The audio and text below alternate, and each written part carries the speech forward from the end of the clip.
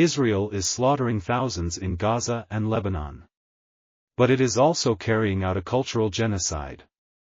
Israeli actions and societal attitudes contribute to the systematic targeting of Palestinian identity, heritage, and existence.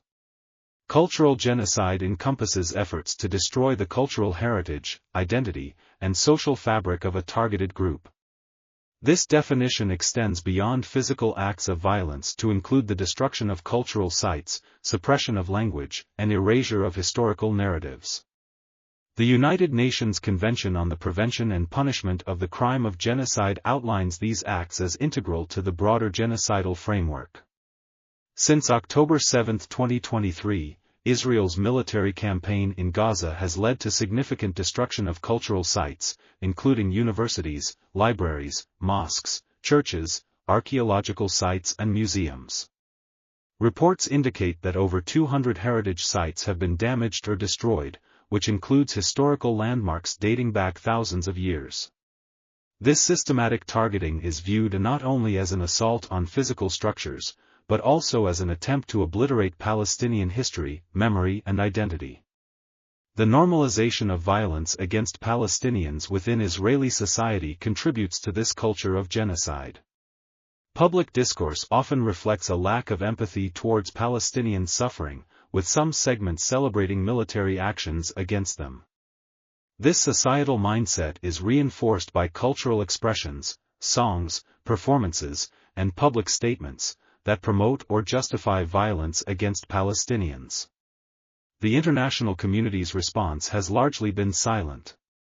Many argue that Israel's actions have gone unchecked, due to geopolitical alliances that provide Israel with a sense of impunity. Calls for accountability have intensified, with some nations advocating for legal action against Israel in international courts, for its actions under the Genocide Convention. In this report, we will focus on one aspect of this cultural genocide, the destruction of Palestinian libraries and archives. Since October 7, 2023, Israel has destroyed or seriously damaged 13 libraries, in which priceless manuscripts and books were once housed.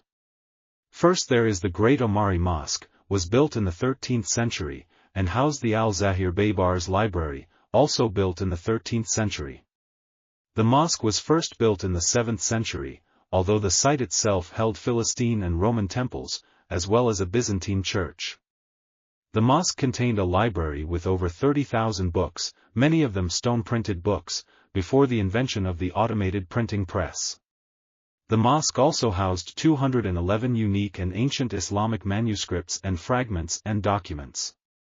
On December 8, 2023, Israel bombed the Great Omari Mosque, destroying the library, and its ancient books and manuscripts. Nothing but rubble now remains. Fortunately, many of the old manuscripts were digitized in 2022. However, the originals have now been bombed into oblivion. Nothing remains of the thousands of old books. On October 9, 2023, Israel bombed the library of the Islamic University of Gaza. Very little has survived. Israel has also targeted other universities and centers of learning. In late November, 2023, Israel destroyed the Central Archive of Gaza Municipality. This archive contained Gaza's urban and social development records, such as ownership records, official transactions, municipal records for electricity and water, and land registries.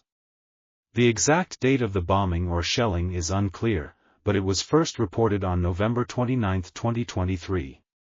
In November, Israel also bombed the Diana Tamari Sabah Library.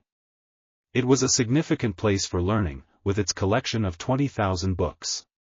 Nothing now remains. On December 4, 2023, the Israeli army released a video showing the complete demolition of Gaza's empty courthouse, which had been seized in November 2023. The Supreme Judicial Council archives were completely destroyed. Old records from Sharia courts containing old rulings were lost, further erasing legal history and frameworks that have governed Palestinian society for generations. It is estimated that Israel has destroyed 70% of the archives in the Gaza Strip. This means the obliteration of religious archives, land and property records, and employee records from before and after 1967, alongside the books. There are many other smaller libraries and personal books collections that have also been destroyed by Israeli bombings. So, it will be a long time before we can understand the true extent of the cultural genocide being carried out by Israel. But we can be certain that Israel continues to succeed in destroying the intellectual heritage of the Palestinian people. Many are outraged by book burnings of the past. But when it comes to the bombing of libraries by Israel, the world is largely silent. The international community's silence means that Israel's actions go largely unchecked due to geopolitical alliances, which provide it with a sense of impunity. Calls for accountability have intensified, with some nations advocating for legal action against Israel in international courts, for its actions under the Genocide Convention. The concept of a culture of genocide in Israel highlights a troubling intersection between military aggression and societal attitudes that facilitate the erasure of Palestinian identity. As Palestinian cultural sites and history are destroyed, the implications extend far beyond immediate violence. They threaten the very existence and recognition of Palestinian heritage on a global scale. The destruction of these archives and libraries by Israel not only represents a loss of physical documents, but also signifies Israel's attempt to erase Palestinian history and identity. It was once fashionable to speak of the clash of civilizations when discussing Islam. But what of Israeli barbarity? What civilization does Israel embody when it bombs libraries and undertakes book burnings on an unimaginable scale? Whatever happened to the West's much-touted morality and values?